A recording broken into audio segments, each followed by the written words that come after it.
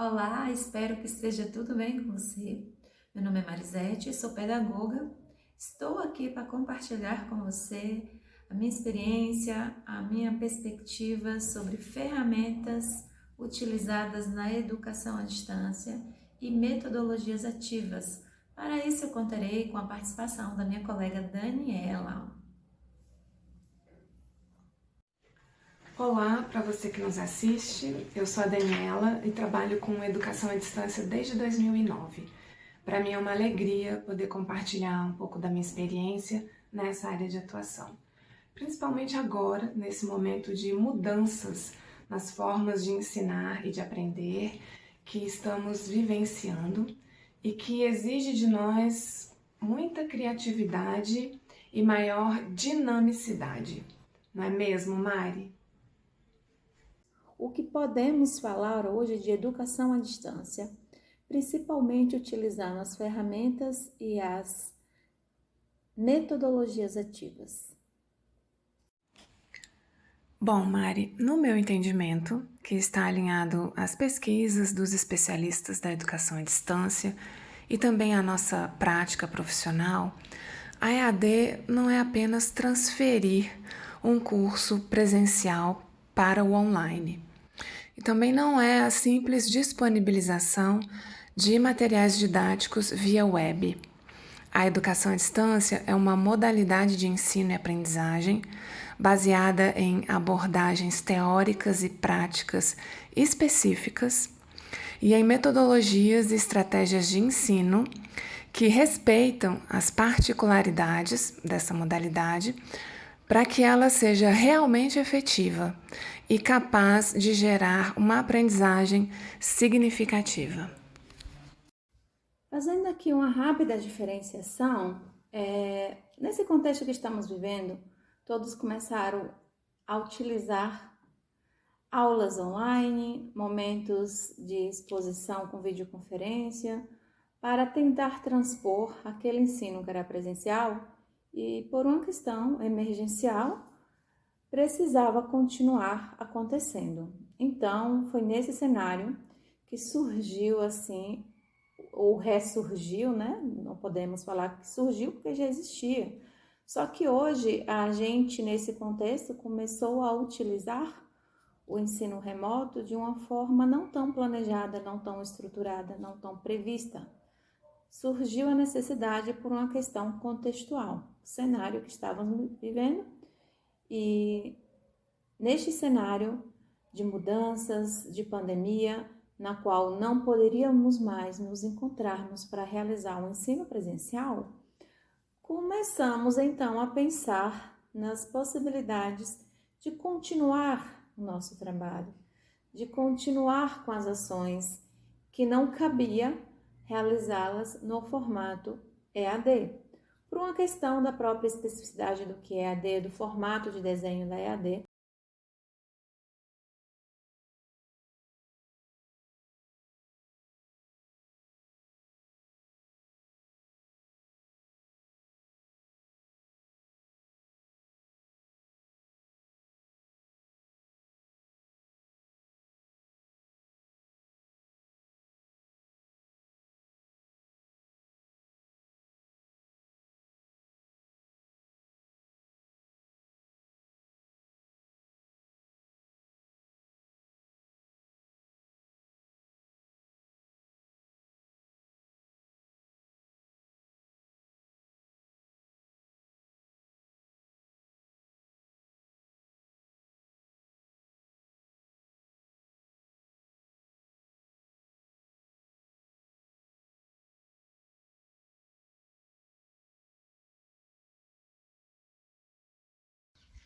aonde está o seu aluno? Como que ele aprende?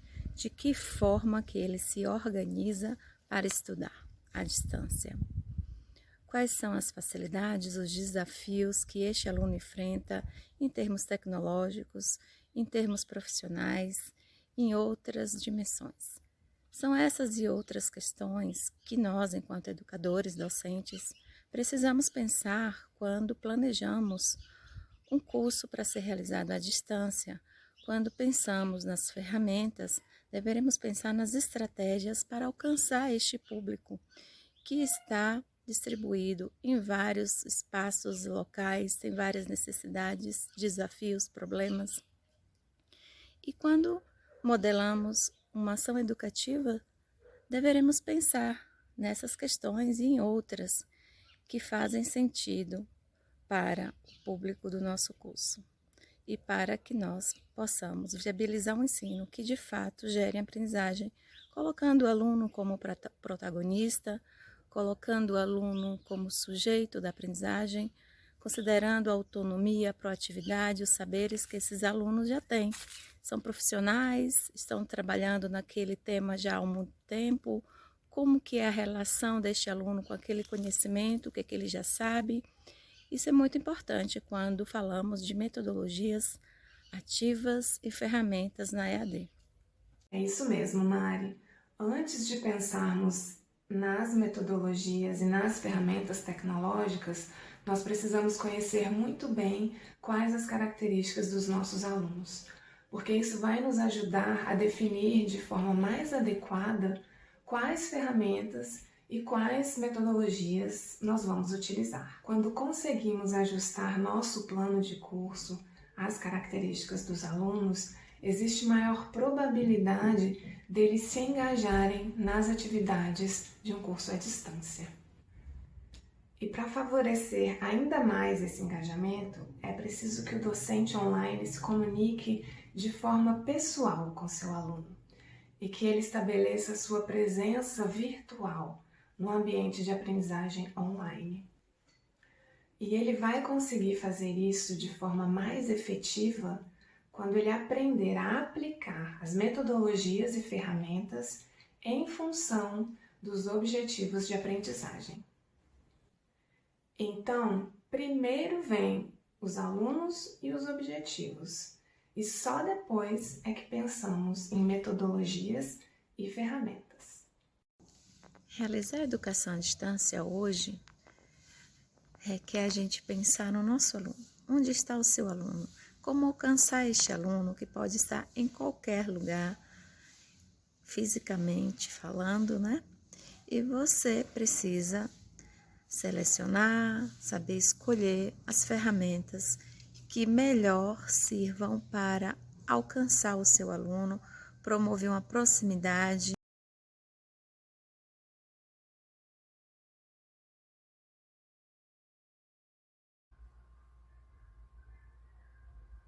Muitas são as possibilidades que temos de metodologias ativas para trabalharmos na EAD, no ensino presencial, no híbrido, no remoto, mas é importante a gente analisar qual é a nossa competência, as nossas habilidades que temos de conhecimento para utilizar essas metodologias.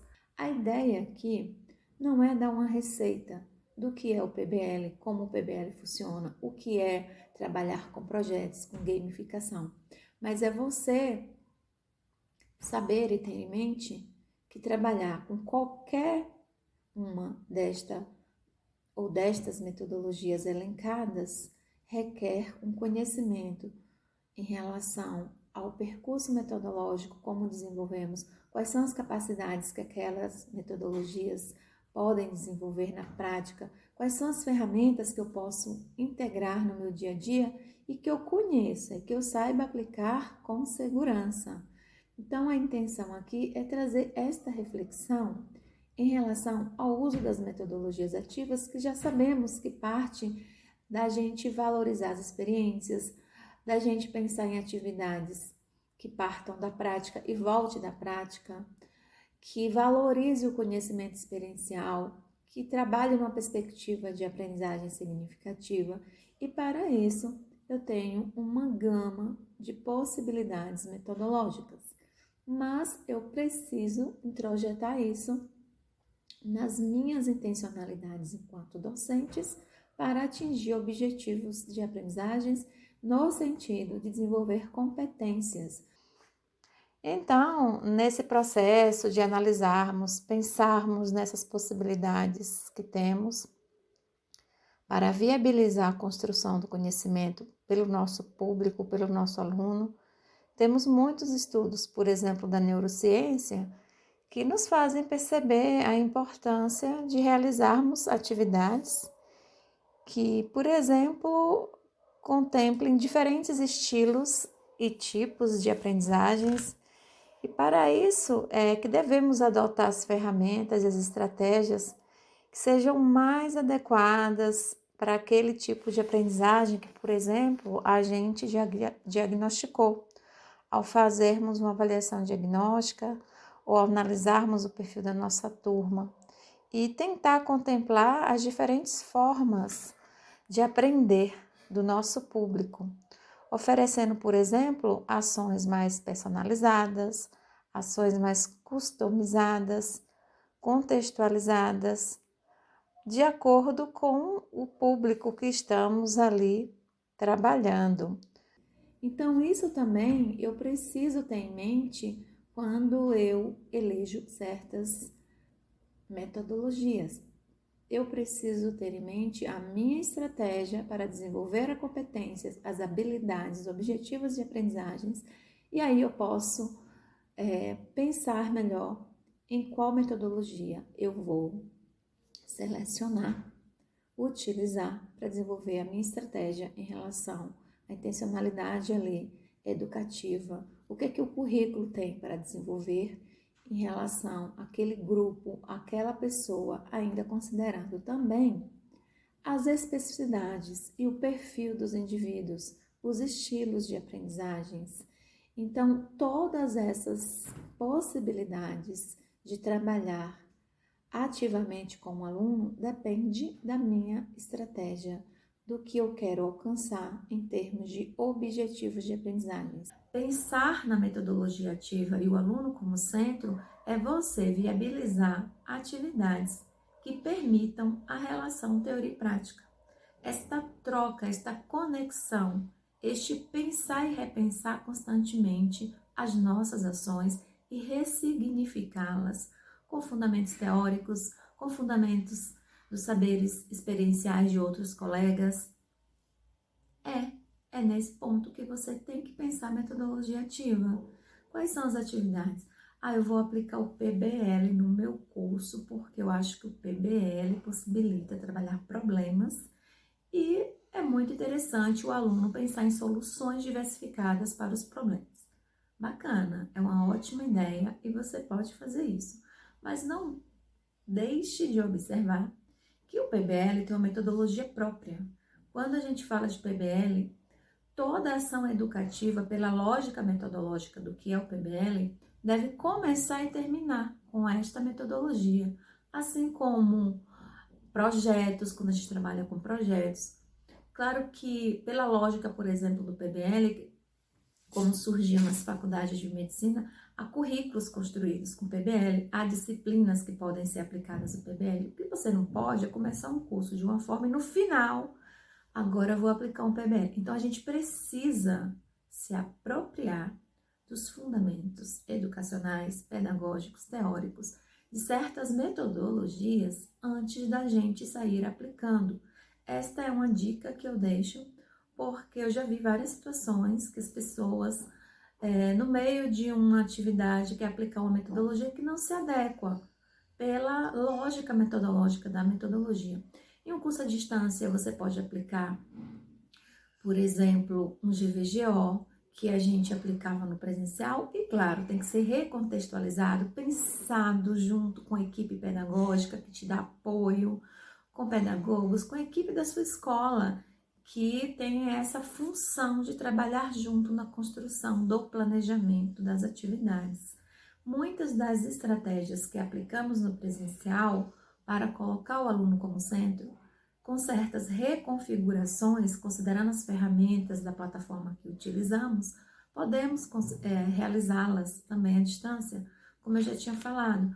Um estudo de meio é uma ótima estratégia para trabalhar com alunos que já são do ramo profissional, que pode ir no meio onde trabalha ou em outro meio e voltar para o ambiente, por exemplo, de um fórum, de uma conversa, para trazer ali os relatos, as observações Isso tudo requer planejamento, isso tudo requer entender o que é a metodologia.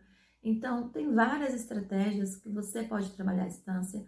Quando você trabalha em fórum e você realmente trabalha bem a orientação do fórum, o fórum pode ser uma metodologia ativa muito profícua para viabilizar essa discussão, esse movimento do pensar e do agir embasado por uma teoria, por exemplo, por uma experiência, e é muito rico isso. Então, tem várias possibilidades de utilizarmos essas metodologias que apresentamos, mas o mais importante é você pensar no que você que vai aplicar tais metodologias tem de segurança, de conhecimento para, além de realizá-las e promover essa mediação da troca, da construção, também orientar o aluno, a aluna, na realização da atividade. Muitas vezes o que a gente percebe é que o docente, o tutor, a tutora conhece uma ferramenta, uma estratégia que experimentou com o aluno, ou então aprendeu e já quer aplicar. Mas muitas vezes não domina direito. Então, claro que você não vai deixar de aplicar. Porém, é muito importante que você saiba aplicar aquela estratégia, utilizar aquela metodologia, entenda os fundamentos e possa orientar o seu aluno, a sua aluna, para aquilo não se tornar uma frustração. Então, o que você tem a dizer sobre isso, Dani? Quando o docente adota esses cuidados, ele se aproxima de uma ação educativa que tende a ter mais qualidade. E a qualidade na educação está associada à aprendizagem e ao desenvolvimento de competências. Por isso, é tão importante selecionar e definir metodologias e tecnologias capazes de facilitar a aprendizagem. Então, não cabe a metodologia pela metodologia ou a tecnologia pela tecnologia. Esses são instrumentos que devem estar obrigatoriamente a serviço da aprendizagem. Caso contrário, o seu uso não faz nenhum sentido. E por falar em ferramentas digitais, o que podemos chamar de ferramentas digitais? Bom, as ferramentas digitais são desde os equipamentos, como smartphones, tablets, notebooks, aplicativos, softwares, portais, sites, plataformas, tudo aquilo que serve, que está sendo usado hoje em dia para socializar conhecimento, realizar trabalho, promover comunicação, interação, colaboração, um trabalho mais engajado, um trabalho mais construído coletivamente ou individualmente. São todas essas ferramentas tecnológicas que utilizamos, seja para um uso mais pessoal e seja para um uso mais profissional ou educacional. No nosso contexto aqui, vamos falar das ferramentas digitais para a educação. E existem várias ferramentas, desde programas digitais, portais de domínio públicos, plataformas que servem para fazer a gestão do ensino e da aprendizagem, bibliotecas digitais, lousas digitais, plataformas como Google for Education, Teams for Education, Zoom e outras tantas que existem aí que muitos devem utilizar. Bom, considerando o que falamos até o momento, quando falamos de educação à distância e o uso das ferramentas e das metodologias ativas, temos que ter em mente o nosso aluno, essas características que o aluno precisa apresentar para realizar um curso à distância, como a autonomia, a proatividade, esta perspectiva de trabalhar de uma forma mais autodirigida. Apesar de que temos vários tipos de desenhos de curso à distância, inclusive naqueles nos quais os alunos eles têm um acompanhamento docente, o docente atua em fóruns, nas atividades, fazendo a mediação pedagógica, mas o perfil de um aluno à distância é um perfil que requer esta autonomia de estudo, este gosto e essa condição de estudar de uma forma autodirigida, porque ele precisa saber se organizar e nós, enquanto educadores, coordenadores, docentes, também precisamos saber orientar este aluno, dar o apoio que ele precisa, conduzi-lo neste processo de aprendizagem, nesse sentido de construção ativa do conhecimento. É nesse sentido de construção ativa do conhecimento, de uma produção colaborativa, crítica, coletiva, que falamos de metodologias ativas, no sentido de oportunizarmos aprendizagens significativas que agreguem algo na realidade deste aluno, na realidade da instituição na qual este aluno trabalha. E aí estamos falando aqui do cenário do judiciário, né? Trazendo aqui para o nosso contexto de atuação e lugar de fala. Então, precisamos entender e projetar, quando falamos no uso das ferramentas e na aplicação de metodologias ativas, como oportunidade de auxiliar este profissional, este discente, nesse processo de construção, e uma construção que a gente realmente ressignifique aquilo que ele já sabe, na qual nós, enquanto profissionais da educação, atuando junto como equipe multidisciplinar, de docentes, de equipe pedagógica, de coordenadores, possamos atuar nesta modelagem da aprendizagem para potencializar a construção deste conhecimento por este profissional que está sendo aluno.